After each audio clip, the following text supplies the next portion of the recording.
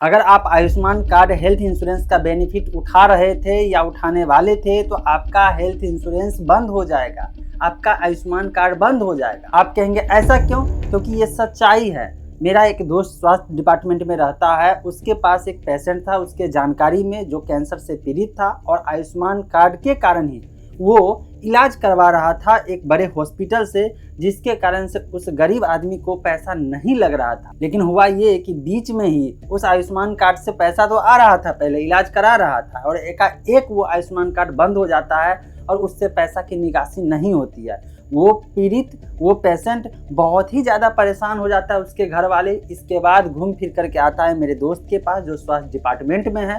वो भी बहुत ज़्यादा परेशान हो जाता है क्योंकि कोई कैंसर से पीड़ित मरीज है, उसका इलाज होना बहुत ज़रूरी है। इसके बाद ऊपर से लेकर के नीचे तक सारे अधिकारी से जब वो बात करते हैं तो पता चलता है कि ऐसा रीज़न है जिसके कारण से उनका आयुष्मान कार्ड बंद हो गया, और वही रीजन से आपके आयुष्मान कार्ड पे भी खतरा हो सकता है, आपका भी आयुष्मान कार्ड बंद हो सकता है। और आपका नहीं, पूरे देश में लाखों लोगों का अब आयुष्मान कार्ड पे खतरे की घंटी मंडरा रही है, उनका आयुष्मान कार्ड बंद हो जाएगा।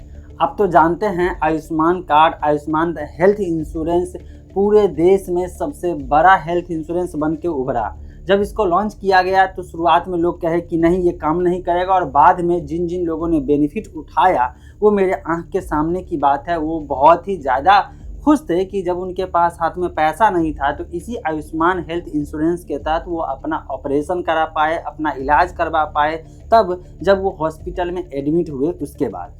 जैसा कि आपको मालूम है कि हेल्थ इंश्योरेंस हर एक आदमी का होना ज़रूरी होता है। अगर आप हेल्थ इंश्योरेंस से कवर नहीं है तो सिर्फ एक बीमारी आपको गरीब बना सकता है, क्योंकि एकाएक कोई नहीं जानता है कब कौन बीमार हो जाएगा, और वही इंश्योरेंस से आप बाद में क्लेम ले सकते हैं। हाँ, भले ही इंश्योरेंस कंपनियां क्लेम देने से इनकार करें तो बाद में आप फिर से जाकर के क्लेम सेटलमेंट, कोई मैनेजर होगा, कोई आदमी होगा, उसके थ्रू जाकर के क्लेम करा सकते हैं, लीगल एक्शन ले सकते हैं और बाद में फिर आपको क्लेम मिल जाएगा, लेकिन रहेगा तब तो।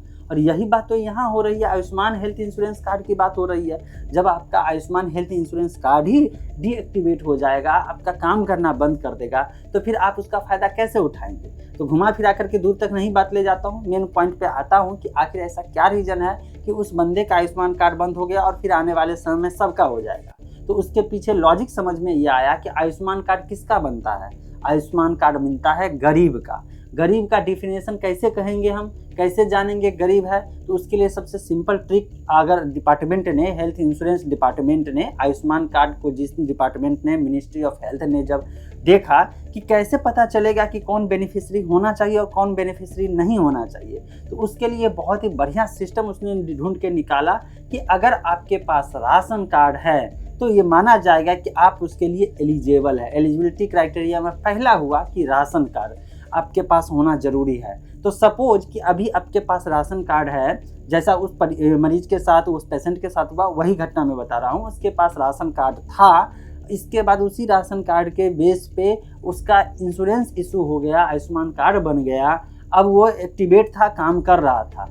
अब एकाएक उसका राशन कार्ड बंद हो गया, राशन कार्ड से उसका नाम कट गया, और जैसे ही नाम कटा, डीएक्टिवेट हो गया, एक्टिवेशन काम करना बंद कर दिया, उससे पैसा निकलना बंद कर दिया, और इसी कारण से वो आयुष्मान कार्ड कम्प्लीटली बेकार हो गया। और अब वो मरीज परेशान है कि किसी तरह से फिर से राशन कार्ड में नाम जुड़वाए। उसके घर वाले परेशान है, उसके लोग परेशान है कि अगर आयुष्मान कार्ड नहीं एक्टिवेट रहेगा, काम नहीं करेगा, तो फिर पैसा ज़मीन बेच करके उसको लगाना पड़ जाएगा। अब समझ गए क्लियरली खेल क्या है? अब आते हैं राशन कार्ड पे। मेन पॉइंट तो हो जाता है यहाँ पे राशन कार्ड। और राशन कार्ड की जब बात करते हैं तो आपको भी मालूम है कि कितना बड़ा धांधली हो रहा है राशन कार्ड में। अगर ईमानदारी से, अगर आप अपने आसपास देखेंगे या आप अपने खुद से ही अगर अपने आत्मा से पूछेंगे तो हो सकता है कि आपके पास भी राशन कार्ड होगा, और राशन कार्ड के लिए जो एलिजिबिलिटी चाहिए वो आप पूरा नहीं कर रहे। मतलब कि उससे आपके पास ज़्यादा संपत्ति है, उससे ज़्यादा आप एसेट रखते हैं, आपके घर में इनकम भी है, फिर भी हो सकता है आपके घर में राशन कार्ड में नाम ऐड होगा, या आपके फैमिली में किसी न किसी का नाम ऐड होगा। आस पड़ोस में देखिए, जिसके घर में स्कॉर्पियो है, जिसके घर में 4 व्हीलर है उसके पास भी अगर जाएंगे पता करेंगे तो राशन कार्ड में नाम रखा हुआ है। जो राशन डिस्ट्रीब्यूटर होता है वो क्या करेगा, आपके घर पे राशन नहीं पहुंचाएगा, वो मशीन लेकर के आएगा, फिंगरप्रिंट टच करवाएगा और कहेगा कुछ कैश ले लीजिए, बात को ख़त्म करिए। वो आपके हिस्से का अनाज फिर बेच लेगा। इस तरह से ब्लैक मार्केटिंग में वो पैसा कमाना शुरू कर देता है। और इसीलिए आप जो न्यूज़ में सुनते हैं कि 80 करोड़ लोग राशन पे निर्भर है, वो रियलिटी नहीं है, क्योंकि ग्राउंड रियलिटी यही है कि जो एलिजिबल नहीं है उनका भी नाम राशन कार्ड में। लेकिन अब सरकार भी बहुत ही स्मार्ट होते जा रही है। धीरे धीरे इकोसिस्टम पूरा तैयार हो रहा है डिजिटल इंफ्रास्ट्रक्चर का, जिसमें सबसे अहम रोल प्ले कर रहा है आधार कार्ड।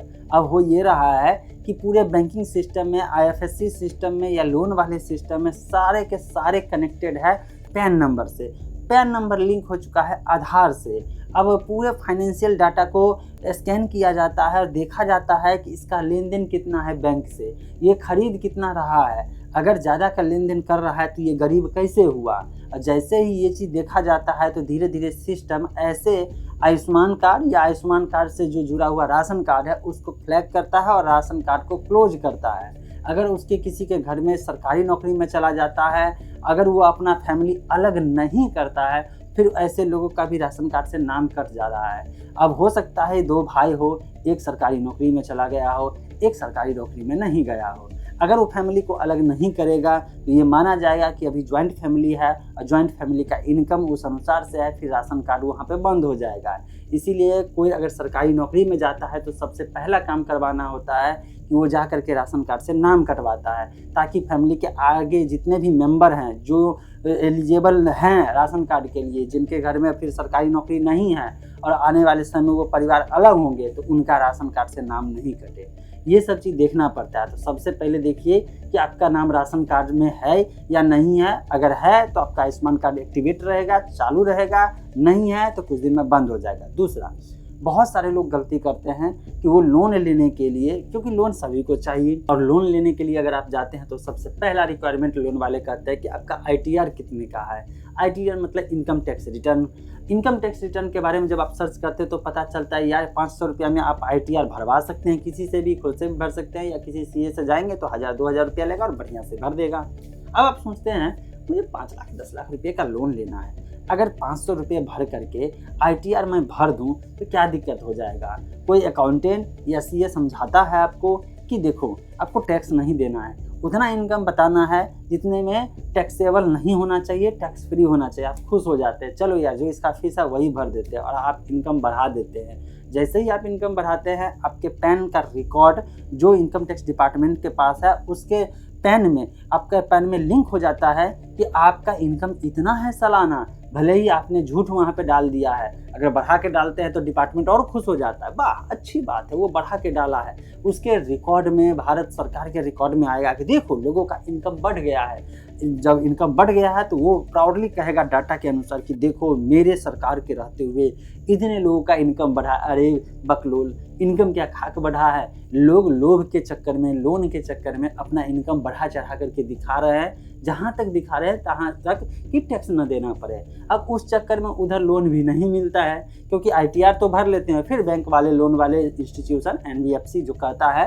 कि देखो भाई रेगुलर इनकम दिखाओ, अब अपना बैंक का स्टेटमेंट दिखाओ। तुम तो झूठ बोल करके हो सकता है ITR फाइल करवा लिया होगा, बैंक स्टेटमेंट में नहीं मिलता है, लोन आपका रिजेक्ट हो जाता है, लोन आपका अप्रूवल नहीं होता है। उधर लोन भी नहीं मिला, इधर आपने ITR आप अपने पैन नंबर पे हाई करके भरा दिए थे, और इसके बाद राशन कार्ड में पता चलता है कि वो चूँकि लिंक हो चुका है राशन कार्ड आधार से पैन से, और आपका इनकम हाई हो चुका है, वहाँ 7 लाख 8 लाख दिखा दिए और टैक्स तो दिए नहीं। और इधर क्या हुआ कि 7 लाख रुपये अगर आपका इनकम है तो राशन कार्ड में नाम नहीं होना चाहिए था, बस राशन कार्ड से नाम कट गया। राशन कार्ड से नाम कटा तो उधर आयुष्मान कार्ड से भी नाम कट जाएगा। तो ये चीज़ सबको बताइए अपने एरिया में, जितने भी गरीब लोग हैं सबके पास स्मार्टफोन है, सबके पास एंड्रॉयड है, सबके पास व्हाट्सएप है, भाई शेयर कर दो, उन्हें जानकारी दो कि मिस्टेक ना करे, नहीं तो राशन कार्ड से नाम कट जाएगा।